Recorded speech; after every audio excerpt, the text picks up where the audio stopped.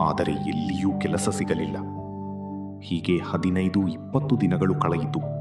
ಮನೆಯಲ್ಲಿದ್ದ ದಾಸ್ತಾನುಗಳು ನಿಧಾನವಾಗಿ ಖಾಲಿಯಾಗತೊಡಗಿದವು. ಮನೆಯ ಸಾಲ ಕಟ್ಟುವ ಸಮಯವೂ ಹತ್ತಿರ ಬರುತ್ತಿತ್ತು. ಒಂದು ದಿನ ಎಲ್ಲರೂ ಮನೆಯಲ್ಲಿ ಮೌನವಾಗಿ ಕುಳಿತಿದ್ದರು. ಅಷ್ಟರಲ್ಲಿ ಲಕ್ಷ್ಮಿಯಮ್ಮನಿಗೆ ಒಂದು ಆಲೋಚನೆ ಬಂತು. ಅವಳು ನಿಧಾನವಾಗಿ, ನಾವು ಮನೆಯಲ್ಲಿರುವ ಸ್ವಲ್ಪ ಹಣದಿಂದ ಪಾನಿಪುರಿ ಅಂಗಡಿ ಶುರು ಮಾಡೋಣ ಎಂದಳು.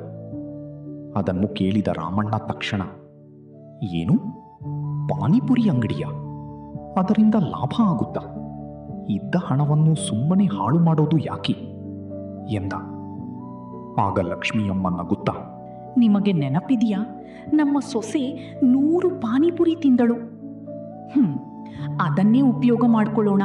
ನಮ್ಮ ಅಂಗಡಿಯಲ್ಲಿ 100 ಪಾನಿಪುರಿ ಚಾಲೆಂಜ್ ಇಡೋಣ ಮತ್ತು ಪಾನಿ